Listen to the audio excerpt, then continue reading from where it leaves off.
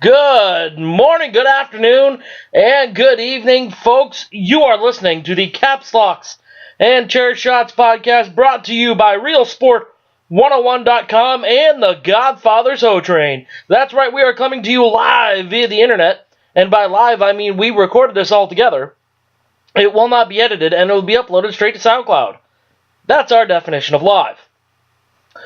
Joining me, as always, today is the muscle of the podcast, future voice of the Philippines, and hopeful MMA fighter, the one, the only, the Jaime. What's up, wrestling fans? Perfect attendance as usual, so let's go. And my tag team compatriot, you know him on YouTube or on Twitter as the Unfunny Comedian. He is Alex. Hello. Henceforth, I will be known as the Uncoveffe Comedian. There is the politics, and that is all the politics you will hear in this podcast. Now, before we go any further, there's something that I need to say. Now, for those of you that know me personally, which is a good majority of our listening audience, about 75% of what I say on this podcast and what I write about is actually me, and another 25% is a character I've created to make myself more interesting. So for the next few minutes, I'm going to be breaking that fourth wall and tearing everything down and telling you guys a little bit about who I am personally. Shortly after recording this podcast on last Friday, I got some terrible news that my best friend had succumbed to substance abuse. He overdosed. And apparently he had been struggling with it for quite some time. So the reason I tell you this is because I'm gonna make a plea right now, and this isn't a plea as a podcast host for a highly unsuccessful wrestling podcast. This isn't a plea as a writer or a former Marine or anything else. This is a plea as a member of the human race, of the human family, because whether we want to believe it or not, we are all members of a human family. If you know anybody that is struggling from substance abuse, anybody at all, please get them help. If you yourself are struggling with substance abuse, with addiction, please get help. Because one death from substance abuse is 2 deaths too many. And gee, wherever you're at, wherever you may be listening to me, just know that you're not going to be forgotten. And I'm going to take a little bit with you wherever I go. And that I love you, buddy. Alright, that being said, on with the show. I guess.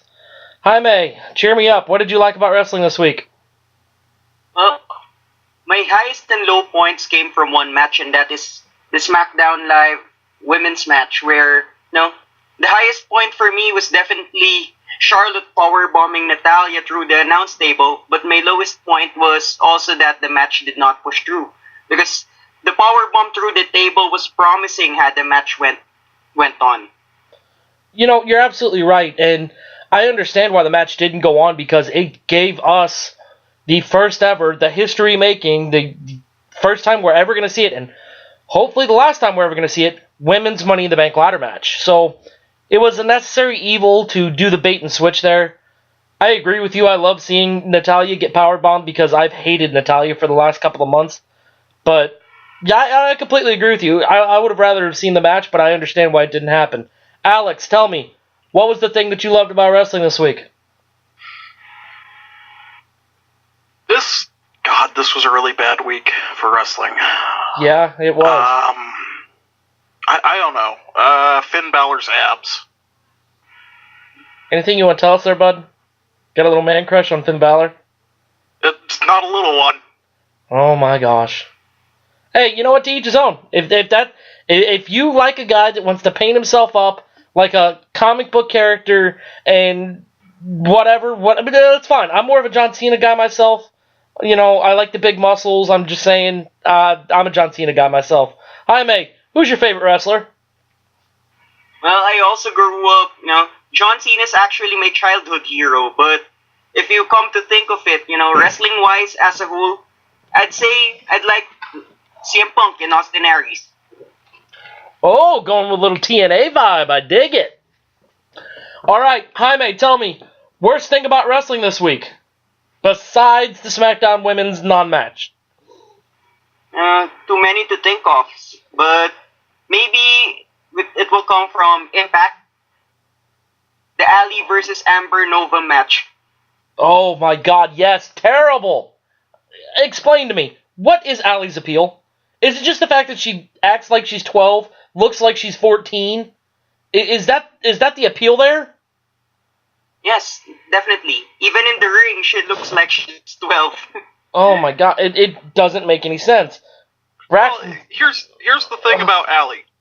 She was a Billy Corgan creation, and had Billy Corgan had the chance, that would have been a storyline that went on for 2 or 3 years where she became an actual wrestler. I guarantee you that. As it stands now, she's just sort of a thing. But what kind of a thing is she?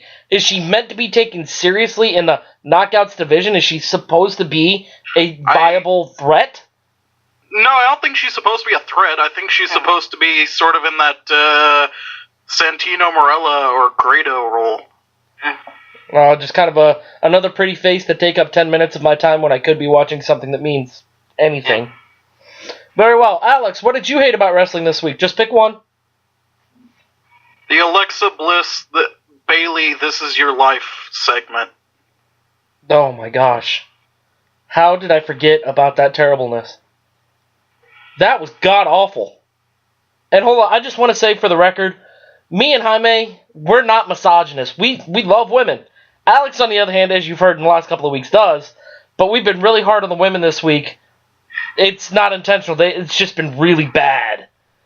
But yes, absolutely. This Is Your Life. Mick Foley was the only one that could ever pull that spot off. Alexa Bliss is not Mick Foley. Bailey is not The Rock. That was terrible. Now, Alex, tell me, kendo stick on a pole match. On a scale of 1 to 10, how much sense does it make? It makes Vince Russo amount of sense. Ooh, sick burn. Explain. It's I don't know. It's such a random stipulation. Like, well, first of all, blank on a stick matches are always terrible, and they make no sense. And secondly, how is that like a feud-ending match? Like, I'm going to beat you so bad with this one weapon. What, especially when on any given wrestling night, there's 3 of them under the ring. Exactly. On the same card, there's going to be people fighting in a steel cage. The whole Extreme Rules thing just blows my mind. Jaime, answer me this question, would you? How are you going to have a pay-per-view called Extreme Rules? How are you going to have a pay-per-view that is a direct descendant of ECW itself and be able to have a title change hands on a disqualification? Actually doesn't make sense. The moment that I heard that it's just going to be a regular match where the title will change hands via disqualification, I already knew that what's going to happen in this match, regardless of who wins, it's a dull match. You're not it's the irony where it's the pay-per-view's called Extreme Rules, but in that match you're not allowed to be extreme. So that's what's extreme about it? It's extreme irony? Yes, definitely. Oh, extreme irony. That is terrible. That is terrible. Alex, am I wrong here with my outrage? No. Short, sweet, and to the point, like it. Okay, since we're already on the topic of Extreme Rules, let's start off with a match that I am pretty sure I couldn't care any less to see. Jaime, this is up your alley. It's got the 205 Live. Is it still a love triangle, or is it just Alicia Fox having sour grapes? So it's pretty much that. You see, Alicia Fox has fallen down the card long ago, and Sasha Banks has also fallen down the card already. And you have these 2 men fighting over a girl, so I think it's just a filler type of match. But that's the thing. They're not even fighting over the girl anymore. Noam Dar has her. Yeah. Rich Swann never wanted her. And now he's in a match. And Sasha Banks got involved. Why? She's there. I mean, I guess she needed something to do for the pay-per-view. Alex, do you care about this match? Well, I think you know the answer, of course, but no. In all genuineness, I'm trying to. I really am, because I like Sasha Banks and I like Noam Dar. But no, this is such a stupid match with such a stupid setup. No, I completely agree with you. Is there anything that could make you care about this match? Well, it would have been better if Sasha Banks was paired with the returning Cedric Alexander. Like, it's like trying to make a struggle to make Alicia Fox jealous and just to mess with Noam Dar. So it could have been better to put Cedric Alexander there instead of putting Rich Swann, you know. I completely agree with you. Alex, is there anything in this world that could make you not want to go to sleep? I don't know. I genuinely don't know. Fair enough. While we're on the topic of 205 Live, Jaime, how many times have we seen Austin Aries and Neville for the Cruiserweight Championship? Well, we had WrestleMania. We had a rematch that ended in disqualification, if I'm not mistaken. Then, here, Extreme Rules. They never fought for it before WrestleMania? No, I think the first one was WrestleMania, if I'm not mistaken, because that was like Aries' return match. It seems like this feud has been going on for 6 months, and, you know, we've had some guys on the periphery with TJ Perkins and Jack Gallagher, which there's an extra G in there, so it should be Gallagher, but whatever. You know, is this the end of it, Jaime? Is this the end of the only reason I should watch 205 Live? Yes, I already said last week that this might be the end of it. You know, us writers at Real Sport, we have this predictions thing. I think I was the only one who predicted Neville was going to win this, because Neville's win is eventually going to transcend into this empty promise feud with TJP, eventually. Right. But one thing, you know, that's a good way of looking at things. But it could also go down like this. TJP gets mad at Neville for losing the title. Those two fight for X amount of times. At some point, Neville gets the title back. Maybe a fake injury to TJP. He comes back and like, hey, you got it now. I want it. We're doing this. And they get their match later on down the road, maybe at WrestleMania next year. Austin Aries has to win this if he ever wants to be relevant anywhere else in the WWE ever again. Because if he doesn't win this match, he might as well go back to NXT and reinvent himself, because 205 Live ain't working for him. Alex, what do you think?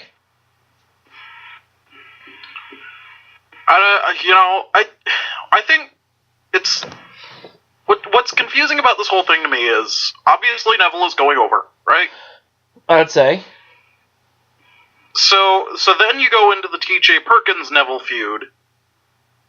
Isn't it too soon to turn TJ Perkins back to a face? Well, Neville.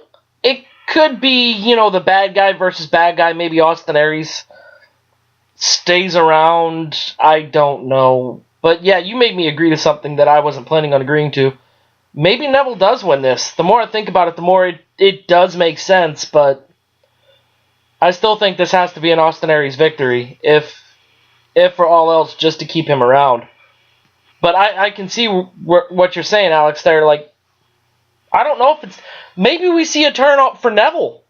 Maybe him and Austin Aries tear down the house for 20, 25 minutes. You know, he shakes hands with him, he gains respect, TJ Perkins comes out, levels Neville, Austin Aries saves him, Neville turns face and goes up against the evil TJ Perkins, although with TJP's entrance music and the way he's marketed, he's kind of marketed as that good guy with the video game character and everything else. So it's hard to say. Let's move on to the Alexa Bliss Bayley match. Alex, Redeem yourself. Do you hate this or no? I absolutely hate this. This is terrible. I think it had so much. The Alexa Bliss Bailey segment on Raw, the This Is Your Live segment, had so much potential to actually insert heat into this feud. But it was so terrible that it's drained it of what life it did have. Oh, absolutely. They tried to do what they did with The Rock and Mick Foley. But it fell so flat. And that whole best friend and her ex-boyfriend kissing thing. That was so stupid. Why do you have to do that stupid soap opera bullshit? Oh, sorry, excuse me. Well, we are uncensored from now on. Because I've got enough gray hair from editing, so... Sorry, guys. But yeah, I completely agree with you on that. There was no reason for that. She could have just, instead of bringing people out, she could have brought out former wrestlers, maybe even a trainer at NXT that said, wow, Bayley's really overachieving. She shouldn't be here. She could have brought out, somebody that is no longer in NXT that she wrestled with and like, yeah, Bayley injured me because Bayley's terrible. They could have brought out a former feud she had back in when she was training and said Bayley was so unhardcore that we couldn't even have a match because she was such a terrible wrestler. That would have been so much better than, hey, this is your ex-boyfriend from high school, and this is your ex-best friend from school, and oh my god, it's so pretty. Here's the thing, okay, I get it. They want to tell the story of Bayley won't go hardcore, and Alexa Bliss is trying to, taunt her and maybe goad her into being hardcore. I don't know, but I guess they're trying to tell that story of Bayley eventually, inevitably, getting the kendo stick and winning with it. Right? That's the story they're trying to tell. You know what this reminds me of? And Jaime, you'll probably get this reference more than Alex will. Y'all remember Head Cheese? Al Snow, Steve Blackman? Where Al Snow kept goading Steve Blackman into having a personality, kept trying to change him. Alexa Bliss is Al Snow. Bayley is Steve Blackman. Alexa Bliss is trying to make Bayley be hardcore. She is put the kendo stick on a pole is the proverbial wedge of styrofoam cheese that was put on Steve Blackman's head. Jaime, am I wrong here? Yeah, definitely. That's where it's going. Yeah, I hope we get Chester McCheeserton. I hope we get somebody coming out in a mouse costume with no ass cheeks. I miss that. I really miss that. I mean, that's probably how they'd pop the ratings, putting Bayley in a costume with no ass, right? Well, no, I can't say that. I gotta be a good guy. No, hell, I'm a bad guy, ain't I? That's the only way you can look at Bayley and think, wow, she's kind of good looking, is from behind. Because that face and the chin, just saying, Nia Jax and her kind of, Nia Jax is better looking. Anyway, moving on. Let's go to the tag team match. We have the Hardy Boys versus Sheamus and Cesaro. Jaime, give me your prediction. I think I'm going with the Hardys here, but it's interesting that the Hardys chose a match where potentially it's in Sheamus and Cesaro's, playing field, an enclosed playing field with two big guys, two powerful guys. Would the Hardys really want that over, let's say, a ladder or a TLC match? So it's interesting. I completely thought the exact same thing. I wound up, in our Facebook group was going through Raw Live and saying stuff like that. And when they said steel cage match, I was like, oh, wow, that's kind of... Really? Really? Alex, are we going to see Jeff Hardy do a swanton off the top of the cage? Of course we are. That's a guarantee at this point. So that's a guarantee. You're willing to put your spot on this podcast on the line to say that Jeff Hardy is going to flip himself off the cage. Either Jeff Hardy is going to do a swanton, which is the more likely, or Matt's going to do a leg drop off the top of the cage. Someone is going to jump off the top of the cage, and it's going to be one of the two Hardys. All right, you heard it here first. That is a bona fide guarantee from the unfunny comedian. The misogynist himself is making this pick. Jaime, is he right? Will we see a death-defying leap from one of the brothers Hardy? It's kind of risky at this point in their career, but let's say I'll give it a 50-50. You want to say... Yeah, it's so risky that Jeff Hardy jumped off a tree in TNA, right? That's so risky for them. The 20-foot ladder at WrestleMania? Yeah. I mean, that... After doing another ladder match the night before with the Young Bucks. That is my point. Alex, we never got a prediction from you. Who wins this match? I don't know. The Hardys, I guess. I'm over the nostalgia run. You both are picking the undefeated streak to continue. You both are wrong, and let me tell you why. The Hardys are just that, like, they're a nostalgia act. They're not meant to go on 6-month title reigns. Look at the last nostalgia acts they brought back. The Dudleys. The New Age Outlaws. The Rock. Brock Lesnar. Well, Lesnar's a special exception. We'll get to him later. But still, you get to all of this. The nostalgia acts come back for the few months after WrestleMania when ratings take such a nosedive. They're actually under 2 million for Raw this week. They're not going to be around forever. And Sheamus and Cesaro are as hot as they're going to be. This is their best chance to do it. The steel cage match is often a feud killer match. The Hardys aren't going to be around. Matt and Jeff are getting up there in age. It's time to let Sheamus and Cesaro do their thing in the tag team division. It's time to move on from Matt and Jeff Hardy. Everybody's clamoring for the Hardy Boys to make a singles run. This would be the time for them to do it. Agree, disagree, Alex? The problem with the Hardys going on a single run right now, it's the reason I'm mostly getting tired of the Hardys at this point, is because of how much Matt won't shut the hell up about it on Twitter. Oh my god. Matt doesn't have the rights to the broken gimmick, so he can't do a singles run. And Jeff is just Jeff. Whoa. Matt did a singles run long before he was ever broken. He can be Matt Hardy version 2. But no one's gonna care. Everyone's gonna want the character where they can chant delete, God. delete. And they're just, no one's gonna care about it. It can all be set up in one promo. Hey, Jeff got hurt at Extreme Rules, so you know what? You guys knew me when I was by myself as Matt Hardy version 1. But I had to delete version 1, and now I'm Matt Hardy version 2. And he comes back, he still does the delete thing, and now he's Matt Hardy version 2, and he can push, he can get pushed. I don't see that work. Maybe if they did Big Money Matt, it might go over better, but I just don't see another version Matt Hardy working. No, I think it would absolutely work. Jaime, what do you think? Hardy's singles run, yay or nay? Pretty much yay, because I already have seen a glimpse of what Matt Hardy version 2 can do. Remember before he turned broken?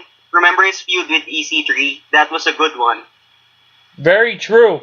And that's something that we're going to talk about TNA later in the show after we get done with Extreme Rules.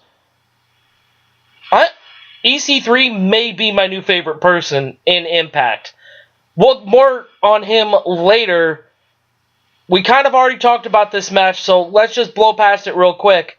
Miz, Dean Ambrose, it's one of the most predictable matches I have ever seen at a pay-per-view, which probably means we're all going to be wrong. Jaime, who wins Ambrose, Miz? You're going the Miz, yeah? Yeah, Miz. Alex, Miz? No, I'm going to have to go with Ambrose. Oh! So one of us won't be fooled, but you're wrong, Alex, and let me tell you why. This is the most predictable match we have ever seen in a pay-per-view, well, ever. And it's terribly booked. It's a terrible idea. Maybe even the two people that are the most wrong, The Miz is in the right position. Ambrose is not. If they wanted to do this, no disqualification, but the title change hands kind of thing, it shouldn't be done with The Miz. It should be done with Ambrose, It should be done with somebody like The Big Show, like Mark Henry, where The Miz has no earthly chance of beating on a regular thing, and then The Miz just cheats his ass off doesn't get caught. Big Show picks up a steel chair, a la maybe like an Eddie Guerrero light sheet steel kind of thing, and that's how The Miz wins the Intercontinental Championship. He can beat Ambrose on his own. He doesn't need this crazy stipulation or Extreme Rules or anything else. This is terrible. Miz is going to win this. Then Ambrose is going to come back. This feud isn't over. We're going to probably see it pushed into SummerSlam for something grandiose, something tremendous, maybe a steel cage, maybe Hell in a Cell, maybe something we don't even know about yet. But The Miz is going to win this match. You said it yourself. It's predictable, which means that it's the perfect time for Swerve. True, and honestly, I'm hoping for a swerve, but we'll see. Now, the big main event. The match of the year, of the month, of the week is the Fatal 5-Way. Let's go with you, Jaime. Tell me who wins this match. I already made my pick here with Seth Rollins to set up this potential this underdog David versus Goliath match at SummerSlam versus Brock Lesnar. Seth Rollins has already built himself as the Kingslayer. He has outsmarted Samoa Joe in numerous occasions. Now it's time to be the Beast Slayer. That's what they see happening at SummerSlam. True. You know, I see where you think that, but we've already seen it. There's 3 other matches we haven't seen. And I think they're going to want to push that, especially if they can drag that out until SummerSlam against Brock Lesnar. That's what they're going to want to push, not something we've already seen before. Although, what I said makes sense. What the WWE does is the exact opposite. How many times did we see Orton Cena? How many times did we see Cena and just about everybody else? Multiple times. So, you got Rollins. Alex, who's your pick? I'm going to say Finn Balor for basically the same reason. It's perfect underdog story. Balor's big on his comeback after his injury. It's a match we haven't seen before in Balor, Lesnar. And I believe Meltzer even reported that the plans were for Balor, Lesnar at SummerSlam. So, well, no, that doesn't necessarily mean that he is going to win on Sunday. There's also Great Balls of Fire. Lesnar may or may not be in attendance for Great Balls of Fire, and it wouldn't be the first time, as we saw in Impact this week, that a number 1 contendership has changed hands after a big match that was given to him. So is it possible maybe we see Roman Reigns win it, and then Finn Balor takes it from him at Great Balls of Fire to set up the SummerSlam match? Are you really trying to use Impact as a good example of good storytelling?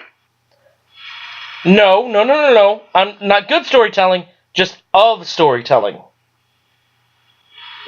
Big difference. If you say so, I'm just saying using Impact as an example for anything other than what not to do is probably... Whoa. That's unfair. In the last 6 months, Impact has really turned a corner. Yes, there are far too many title matches for my liking on a weekly show. It's every week, 3 titles are on the line. You're right. However, it's not as terrible as what it used to be. It's not as nonsensical as what it used to be. Other than Bruce Pritchard really getting under my nerves, and there's no reason for that to happen, I like Impact a hell of a lot more than I liked Impact in 2009, 2007, when Hulk Hogan and Eric Bischoff and Vince Russo were running the show, and yeah, it didn't make any sense. Impact's gotten a lot better. Now, back to Extreme Rules. I'm going to make my pick, and it's neither of the ones you two picked. Samoa Joe. And hear me out on this, because Joe's going to win this, and it's going to be a bad guy versus bad guy. But remember my scenario that I said for Great Balls of Fire? Joe's going to win the match, because they need to do something with Joe other than him being pretty much a mercenary, a hired gun, an assassin. Joe wins this match. Rollins beats the tar out of him for the next 3 weeks at Raw, goads him into the number 1 contender rematch at Great Balls of Fire between him and Joe. Rollins beats him there. Rollins goes to face Brock Lesnar at SummerSlam. Maybe you work Finn in there too. Maybe Finn gets maybe it's Finn, Rollins, and Joe. And Joe and Rollins just go after each other. Finn winds up winning the match. Maybe we just do the whole 5-way rematch at Great Balls of Fire, because honestly, if Brock's not going to be there, what the hell's going to be the main event there? That's my pick, Samoa Joe. I didn't pick it in our little pool we got going, Jaime, but I'm going to call Samoa Joe on this. Now, we are about halfway through the podcast here today. And normally at this time, we would take our time to put the pause on things and tell what we have going on. Jaime, writer for RealSport101.com. What is up your alley this week? Aside from the usual previews, I am actually thinking of doing something on either NXT or 205 Live. Something about the talent or maybe the storylines that might possibly work for 205 Live to potentially save it. So, okay. I'm still thinking about it right now. Well, that sounds delightful. Oh, damn, the computer just dropped. Alrighty. Unfunny comedian Alex, what do you got going on this week, buddy? I've actually put everything on pause due to some personal stuff I have going on. So like you hating women? Instead of talking about myself this week, I think I'm going to say, because of LGBT Pride Month, please go donate to the Trevor Project, GLAAD, any charity that helps LGBT, especially LGBT youths and LGBT rights. Very well. Hey, and you know what? It's good to see that we're not all about wrestling here on the Caps Locks and Chair Shots podcast. Every once in a while, we do forget that the random voices you hear coming through whatever speaker that I share the link for that you guys listen to, we're actually human beings as well. And, with the tragedy that struck in my life, plus the stuff that's going on with Alex's and Jaime's as well, it's always good to remember that we're more than just an entertainment value. There's actually real people going on. And that goes for the people that we talk about, the wrestlers as well. Just something we maybe want to keep in mind. Now, just to let you all know about what's going on with me, I have recently picked up writing for hockey, for baseball, and for football on RealSport101.com. Also, working on a few big projects with the wrestling thing. Another Real Sport wrestling writer and myself are starting a bi-weekly column called Point Counterpoint, where we take turns arguing different sides of a particular topic. This week, me and Daniel Benz, we talked about which is more important, the Universal Champion Brock Lesnar or the man who holds the number one contender spot on Monday Night Raw. You can check that article out on RealSport101.com. That's where you can find myself and all of my work, along with the real Jaime. Just search our names in RealSport101.com, and you can find all of Alex's work as the Unfunny Comedian on YouTube. Now, back to the show. Let's talk about something that's near and dear to both myself and Jaime's heart, and that is Impact Wrestling. Jaime, biggest thing to come out of Impact last night, was it the main event? Definitely the main event, but no, I'm just happy that I have seen Eli Drake in the ring again. Absolutely. You brought him up. Was he robbed? Was he robbed of the Grand Championship? In a way, yes. Yeah, in a way, yes, he was robbed, but I think they just did that finish in order to set up something bigger, a bigger feud between either Drake or Moose, and you also have Chris Adonis involved, which makes it more interesting. Yeah, what I think we may actually be seeing for that, and I have no idea how it's going to work. Maybe next week you see Adonis challenge for it in India, and then, he gets robbed by the special judges, which are a farce. And then maybe you see the first ever triple threat for the Impact Grand Championship, which will wind up with each man getting around, then it'll go to a sudden death draw, and then somebody's going to win it on a fluke or a disqualification or something stupid like that. I don't know. I have gone on record saying that the Impact Grand Championship is the worst gimmick title ever. Alex, how do you feel about the Impact Grand Championship and about the people surrounding it? It was a stupid idea, and it had potential too. I get what they were going for. They wanted to do this this shoot style belt. This not actually shoot style, but this legitimate quote unquote wrestling belt. And I like the idea. I do, but they shouldn't have had rounds. They should have just had, okay, we'll go to a 15-minute time limit, 20 on pay-per-views. The judges will make a decision if it goes to a time limit. There you go. That's all you had to do with the belt. You didn't have to do the stupid round system. Well, honestly, what I think it was, Vince Russo came up with the Brawl for All. And when the Impact Grand Championship came out, Vince Russo was, or still is, a consultant for Impact Wrestling. Maybe he thought, hey, that Brawl for All, that was a really good idea. Maybe we can tweak it a little bit and make it better. And that's exactly what this is. Make no mistake, this is the Brawl for All. Exactly, this is the Brawl for All, except less shoot fighting and more of a, hey, it's still a wrestling match kind of thing. It's terrible. And Moose, I'm sorry, I could care less about Moose.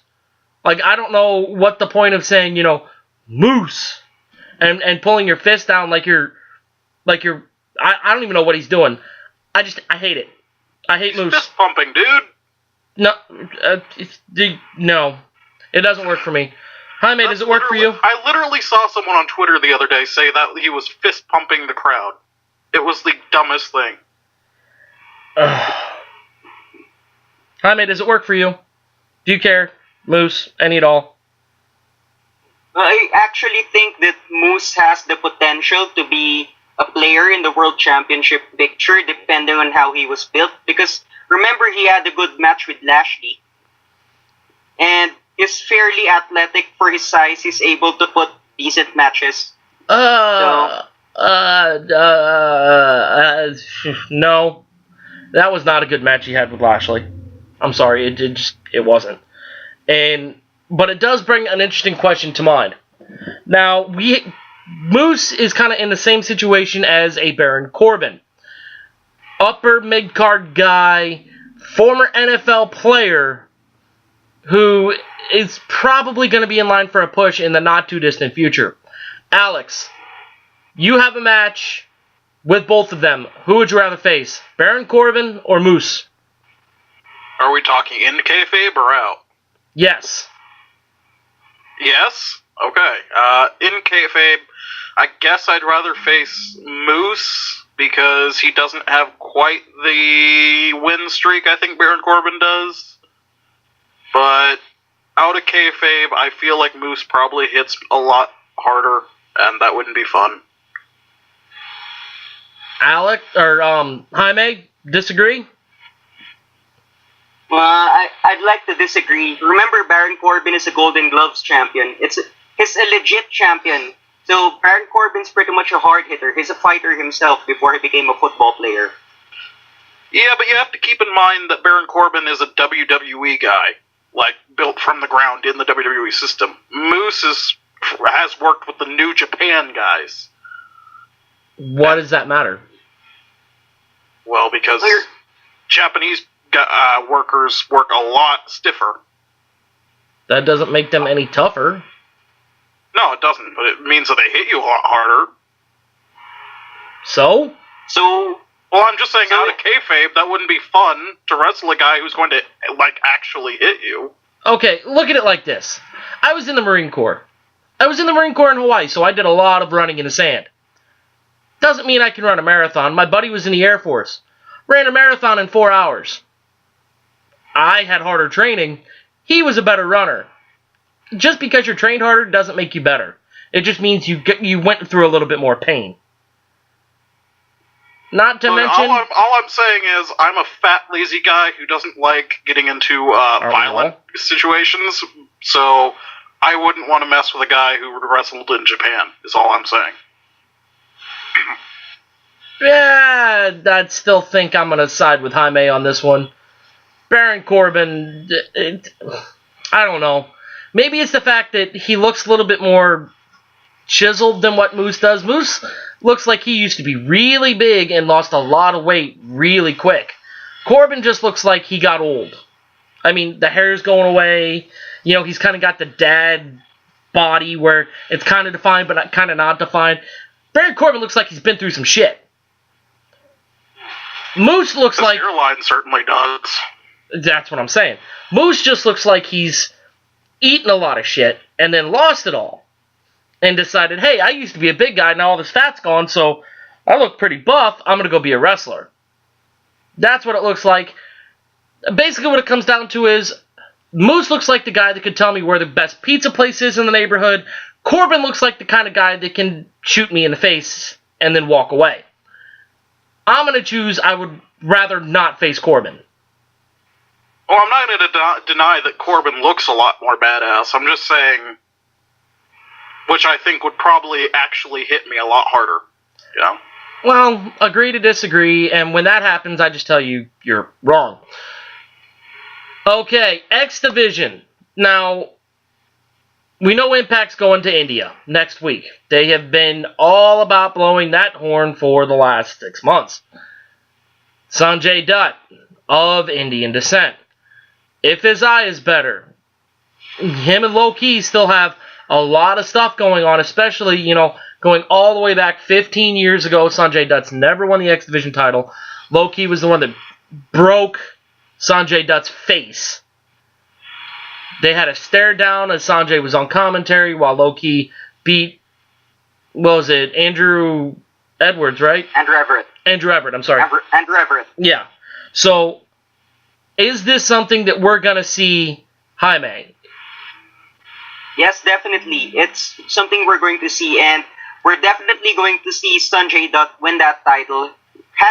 Should he be medically cleared, and should the title match happen in India, we're definitely going to see this. This is going to be a long feud with a good backstory. It's going to be a long, good feud for them if Sanjay Dutt is cleared. Well, now, let's be fair. We can't take what we're watching on Impact as it's happening right now.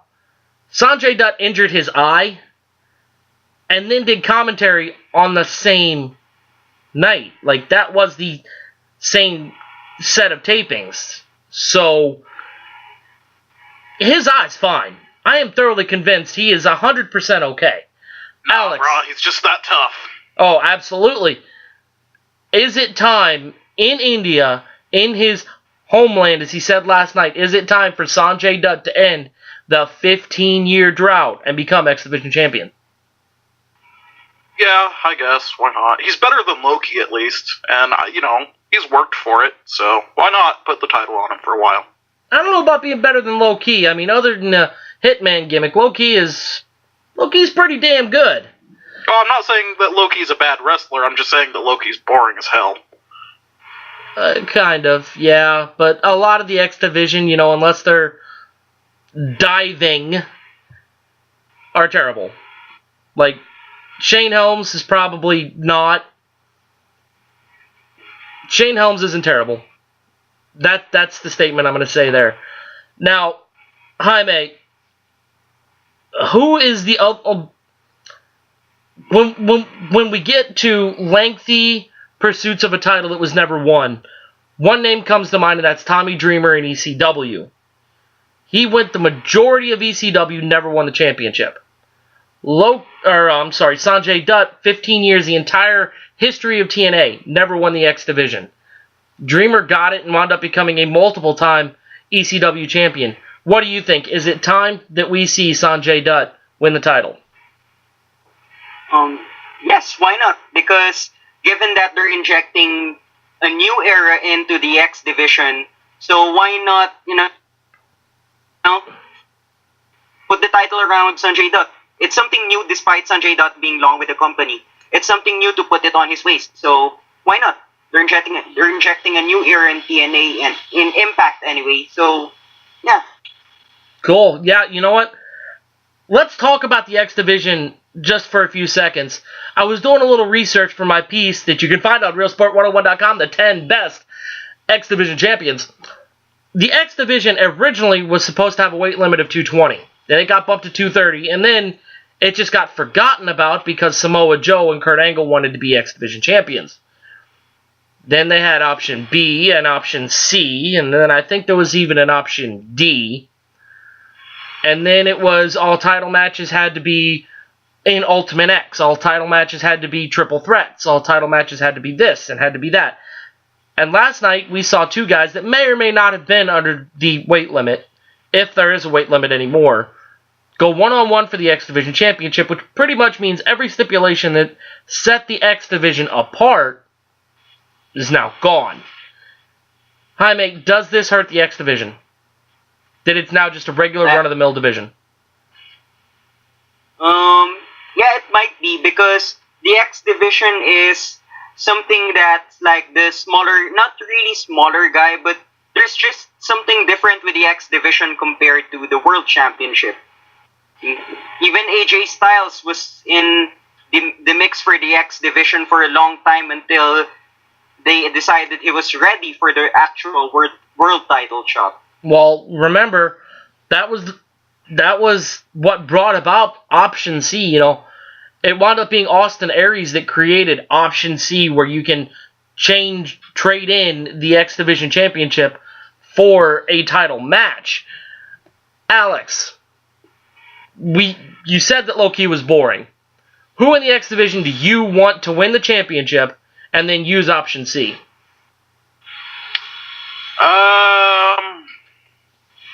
See, I don't like Option C.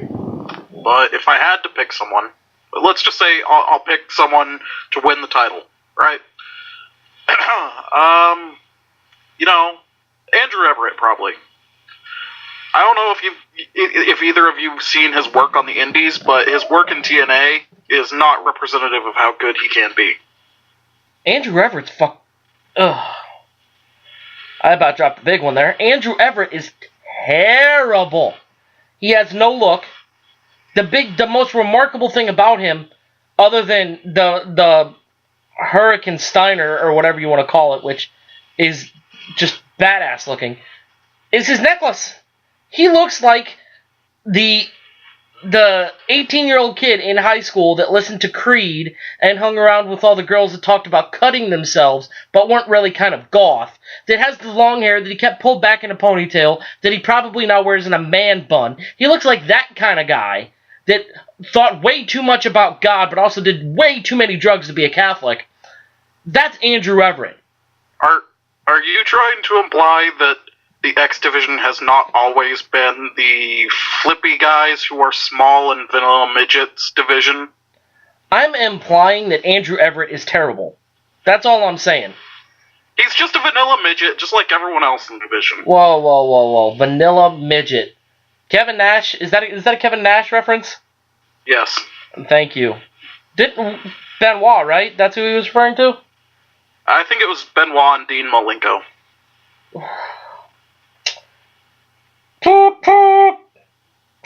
Diesel, what are you thinking?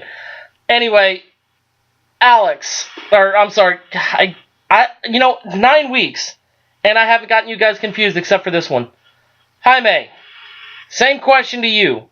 You could put the X Division on anybody to give them an immediate shot at the Impact Championship. Who do you pick? I'll say I'll go with Trevor Lee. Insert Youngblood in the world title picture. So you just want Lashley to be a champion forever because that would be a massacre. You realize that, right? Like, Lashley would kill Trevor Lee. Well, Lashley's going to drop the belt eventually. So we could see Trevor Lee hang with the likes of your EC3s, or let's say James Storm has his last hurrah on the title. Or anyone smaller than Lashley, because you see, Lashley's not going to hold that championship forever. So insert Youngblood, why not? Trevor Lee. Okay. You both are wrong, and this is why. It's nobody in the X Division right now. There's nobody in the X Division that could challenge for the Impact Championship. That's why you bring somebody out of the division. You have an Ultimate X match with 6 guys at Slammiversary or whatever, and then have a 7th guy just come from the back and just destroy everybody. James Storm just last call, and then pulls out a ladder, reaches up, grabs it, completely breaking the rules, and then he says, yeah, well, I got the title, so I must have won the match. That makes me the X Division champion, and option C, here you go. Bring out Lashley after he just had a 20-minute match with Alberto El Patron or EC3 or whoever it's going to be, and then James Storm pretty much cashes in Money in the Bank on him, and it's done. So you basically want to completely redo the story they did with Mike Bennett last year, just without Bennett losing, or just without the person losing the title at the last minute. I refuse to recognize Mike Bennett and everything that Mike Bennett has ever done. So you refuse to acknowledge Maria? Maria, as she existed in the WWE, I acknowledge her. When she left, she was dead to me. So how are you going to feel when Mike Bennett shows up on SmackDown in a few weeks? I'm completely unfamiliar with his work since he is completely brand new, so I will enjoy it. Just like he is any other new debuting superstar. I have no idea who he is. I refuse to recognize him. I refuse to recognize anything that he has done, accomplished, or completed, including his wife. I don't care. When he returns for the first time. When he returns, he debuts. How about that? Make sense to you? Yeah, sure. Why not? It's the same way when or if the Young Bucks ever go to the WWE. I will treat them as brand new superstars that just came out of NXT. Go screw yourself, Vince. I'm just saying. That's just the way it is.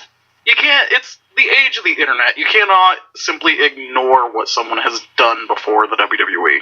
Oh, I beg to differ, sir. The Amish have been doing it since 1840. They have been ignoring everybody since 1840. Why can't I be a little bit Amish and ignore the entire indie wrestling scene? Which I have done very well. And Dan, if you're listening, you're still going to be on trial whenever you come back to face your crimes. It's going to happen. I hate to point this out, but Ring of Honor and New Japan are not indie. Oh, Jaime, you want to educate him, please? Okay, give me one superstar. One superstar that you know is WWE worthy right now. Kenny Omega. Boo! Ooh. Too indie. EC3. Oh my God, he's Impact. He's not indie anyway. Yeah. Okay, Adam Cole. He's already in the WWE. Marty Skrull. The Young Bucks. Hate him. Look, here's the thing about... The Guerrillas of War. Okay, alright, you know what? I'm going to stop this right now. Because the thing that differentiates independent wrestling and major professional wrestling is a big-name TV contract with a network that reaches over half the homes in the United States. Impact, WWE. Ring of Honor doesn't count because Ring of Honor is syndicated late night and only carried by some TV stations, not everywhere, and even on the TV stations that it is carried, it is not carried every week. New Japan does... In a few months, Ring of Honor will probably be on WGN, I hate to point out. When it does, we'll revisit the conversation. I watched my first Ring of Honor show a couple of weeks ago, pleasantly surprised. Digress. New Japan doesn't count because it is, in the U.S., pretty much strictly internet-based. Yeah, they do some shows in California, but no. AXS TV? Don't have it. Not on my cable box. Not counting it. Sorry. Nobody else is even close. That's what I was also about to say. Or I was about to point out. The big thing to differentiate whether something is major professional wrestling or independent wrestling is you can pick somebody from each continent. You can pick somebody from Africa. They'll know Impact and they'll know the WWE. They won't know Ring of Honor. They definitely won't know New Japan. Pick somebody from Europe. They might. Probably not. Asia? Yeah, they probably know New Japan, but maybe Ring of Honor for the stuff they do with New Japan. They won't know the rest. Australia? knows nothing except Impact and WWE. Nothing. South America, I can counter that very simple. You can't. Okay. Hardcore wrestling fans don't count. Hardcore wrestling fans that have subscriptions to FlowSlam don't count. I cannot speak on an international level, but here in the U.S., where wrestling actually matters and where the money is made, I could go into the next room right now and talk to my elderly grandmother and ask her if she knows what Ring of Honor is, and she would say yes. She's single? What's up? Anyway, your elderly grandmother aside, she probably knows what Ring of Honor is because you're a fanboy, and you probably talk nothing about nothing. I don't even watch Ring of Honor. Oh, bullshit. You'd watch Ring of Honor probably at the same time you're sitting there stabbing voodoo dolls of women because you hate them. And you do it at the same time. That's what you do. That's why your grandmother knows about it, because she's seen your sick voodoo dolls and your drawings about how much you hate women and love Ring of Honor, so she knows. Okay, I don't watch Ring of Honor or New Japan. That's the thing. I watch maybe a pay-per-view from Ring of Honor every couple of months, and I watched Wrestle Kingdom this year. Okay, ladies and gentlemen, you heard it right there. The first thing he denied was watching Ring of Honor, not hating women. You know what that is? That's an admission of truth. Alex, the broken comedian, the unfunny comedian, hates women. He said it. You heard it come out of his mouth. End of story. Well, I mean, it's not untrue, but it's only half true because I hate everyone. Such a millennial thing to say. Anyway, folks, we have reached the tail end of the Caps, Locks, and Chair Shots podcast. Next week, we may or may not have Dan, depending if he wants to answer any messages, Dan. So if you want to be on next week, Dan, and want to face your court, Dan, message me, Dan. If you want to be on the Caps, Locks, and Chair Shots podcast, be a featured guest, hit us up on our official email address. That's capslocksandchairshots, all one word, @gmail.com. Or you can tweet us directly at CLANDCS on Twitter. Speaking of Twitter, Jaime, give them that new Twitter handle you have this week. Still the same, at the Great JLA, so follow me. Alright, I'm not sure what that last word was, but I hope it was nice. Alex, where can they find you on social media? Find me as the Unfunny Comedian on Facebook, find me at Official Unfunny on Twitter, and find me as the Unfunny Comedian on YouTube. And I might start writing for a site called Nerditis again in the future. I'm not quite sure about that one yet. Well, there you go. And as for me, you can find me on RealSport101.com with all my writing and all those lesser-known wrestling stories you may or may not have heard. You can also see me cover baseball, hockey, and football. As far as Jaime, you can search him on the very same website. That's RealSport101.com, where he covers the MMA and professional wrestling. He does the recaps for 205 Live. I do the recaps for Raw, SmackDown, and Impact. If you would like to get a hold of me on Twitter, it's at CLANDCS. That's at That's at CLANDCS on Twitter. You can also find us on our official Facebook page. That's Caps, Locks, and Chair Shots on Facebook. If you're looking for other avenues to listen to this podcast, not on the site you are on, we are on SoundCloud. Just search us at the very same, or you can search my name, Ed Burkeen. You can also find us on our official YouTube channel at Caps, Locks, and Chair Shots, and you can find us on, you guessed it, RealSport101.com. All podcasts are up about Friday afternoon, Saturday morning at the latest, and you can listen to all the wrestling action that is action all around the world this week. So, anybody else got any last parting shots to say, Alex? Got anything you want to tell the people? Stay Kovefe. Jaime, anything? Well, that's pretty much it. You said everything. Alrighty. Well, folks, that's all for the Caps, Locks, and Chair Shots podcast. And as always, if you're not down with us, I have two words for you. Keep listening.